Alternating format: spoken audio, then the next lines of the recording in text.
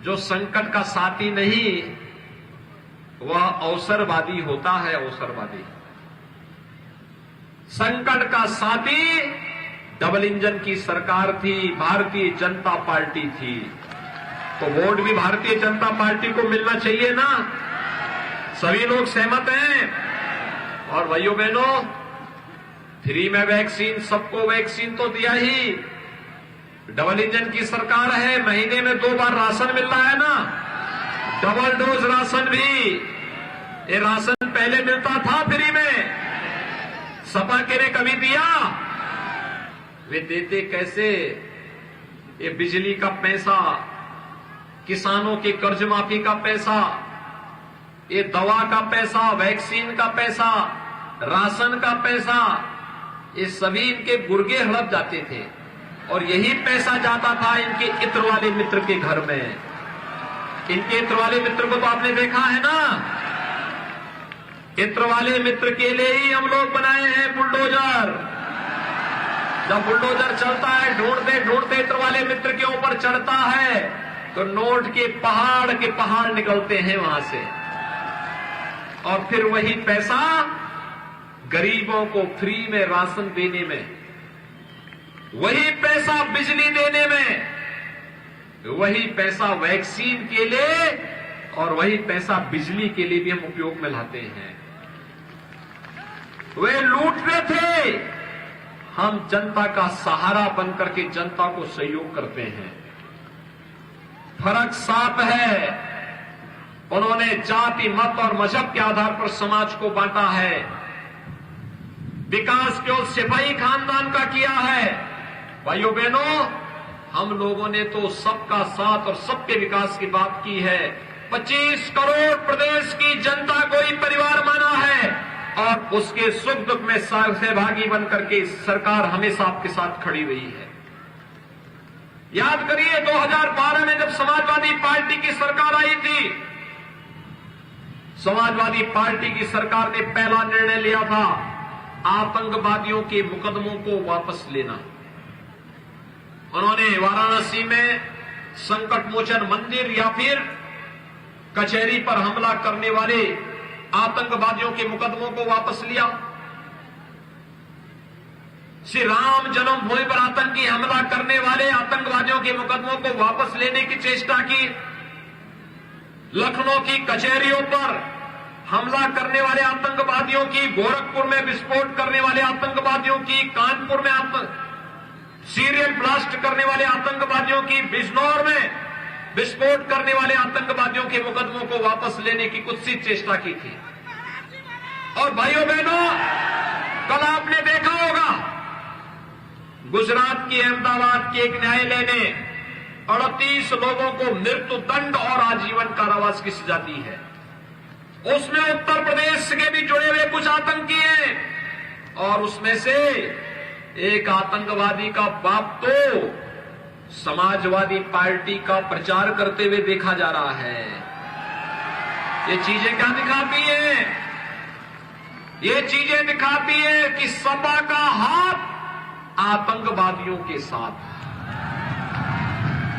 सपा का हाथ आतंकवादियों के। और भारतीय जनता पार्टी जब 2017 में आई थी तो भाइयों बहनों, हमने सबसे पहला निर्णय क्या लिया था?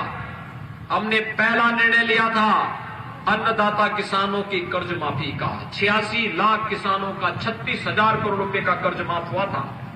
अकेले पीलीभीत में 45,000 किसानों का कर्ज माफ हुआ था।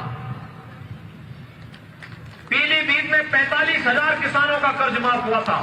और आज हम 3,05,000 किसान भाइयों को प्रधानमंत्री किसान सम्मान निधि का लाभ भी दे रहे हैं।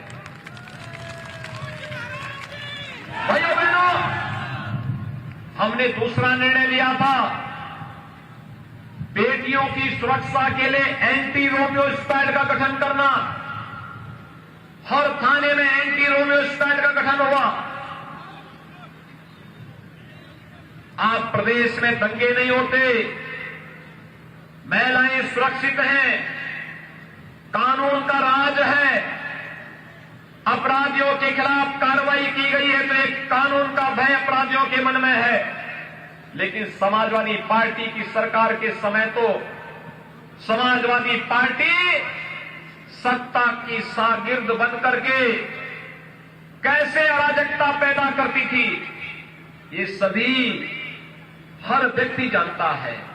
और आज इसीलिए मैं आपके पास आया हूं आपसे कहने के लिए, भाइयों बहनों, समाजवादी पार्टी की सरकार के समय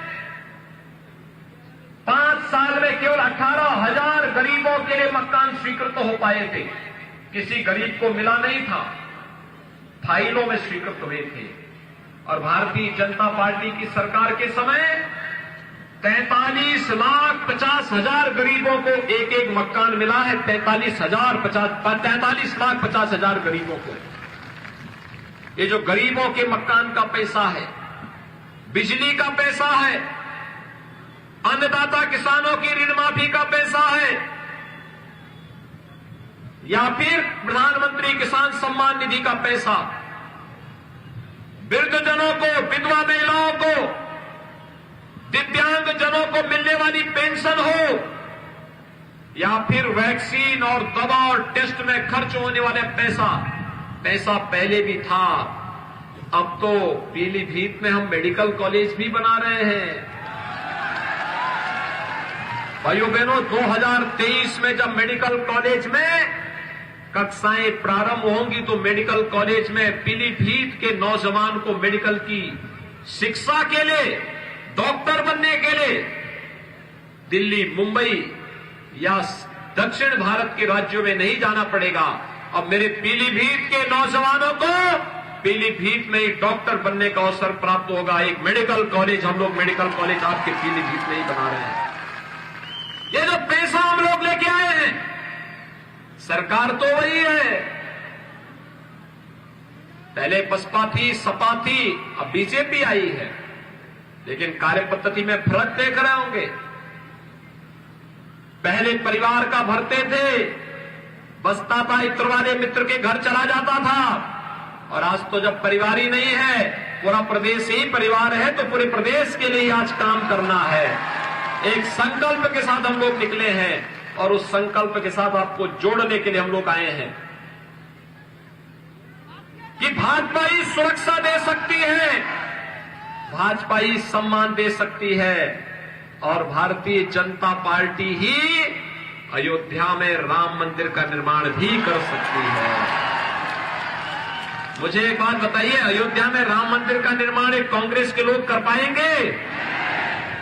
समाजवादी पार्टी के लोग, बहुजन समाजवादी पार्टी के लोग, जो लोग राम भक्तों पर गोली चलाते थे, क्या वे लोग राम मंदिर का निर्माण कराएंगे? भाइयों बहनों, यही कहने के लिए आए हैं, जब राम मंदिर का निर्माण करके आपकी आस्था का सम्मान भाजपा कर रही है, काशी में काशी विश्वनाथ धाम का निर्माण करके आपकी आस्था का सम्मान भारतीय जनता पार्टी कर रही है, गुरु गोविंद सिंह जी महाराज के 4 साहिबजादों के स्मृति में वीर बाल दिवस का आयोजन भारतीय जनता पार्टी की डबल इंजन की सरकार आयोजित कर रही है, और जब अन्नदाता किसानों का सम्मान भारतीय जनता पार्टी कर रही है, जो अपने प्रदेश के युवाओं के रोजगार और नौकरी की व्यवस्था भारतीय जनता पार्टी की डबल इंजन की सरकार कर रही है। और अब तो भाइयों बहनों, हम लोग वर्तमान में उत्तर प्रदेश के हर युवा को स्मार्ट नौजवान बना रहे हैं। 1 करोड़ नौजवान को टैबलेट और स्मार्टफोन दे रहे हैं। आपके पीलीभीत के नौजवानों को भी मिला है। हर स्नातक करने वाले, परास्नातक करने वाले, ITI, polytechnic, engineering, medical, nursing, pharmacy, ये सभी प्रकार के पाठ्यक्रमों में प्रवेश ले हुए हर छात्र को हम लोग टैबलेट भी देंगे, स्मार्टफोन भी देंगे, और इसका खर्चा मां बाप पर न आए, इसके लिए डिजिटल एक्सेस भी उसको फ्री में उपलब्ध करवाएंगे। समाजवादी पार्टी को इसमें भी चिढ़ है। चुनाव आयोग को शिकायत कर दिया, ये युवाओं को ये देने की आवश्यकता क्या है? मैंने कहा अभी तो 1 करोड़ दे रहे हैं, 10 मार्च के बाद 2 करोड़ नौजवानों को देंगे, 2 करोड़ नौजवानों को। भाइयों बहनों, मैं इसीलिए आज आपके पास आया हूं। भारतीय जनता पार्टी ने आपके पास सुयोग्य प्रत्याशी दिए हैं, जो युवा भी हो, विकास भी करा सकते हो, आपकी भावनाओं का सम्मान भी करा सकते हो। और इस दृष्टि से भारतीय जनता पार्टी ने बीसलपुर से श्री विवेक वर्मा को और बरखेड़ा से स्वामी प्रवक्तानंद जी को अपना प्रत्याशी बनाकर के आपके बीच उतारा है। दोनों प्रत्याशी सामने जो हुआ, ये दोनों हमारे प्रत्याशी हैं। और पीलीभीत से संजय सिंह गंगवार और पूरनपुर से बाबूराम पासवान भारतीय जनता पार्टी के प्रत्याशी हैं। इन चारों प्रत्याशियों को विजयी बना के भेजेंगे।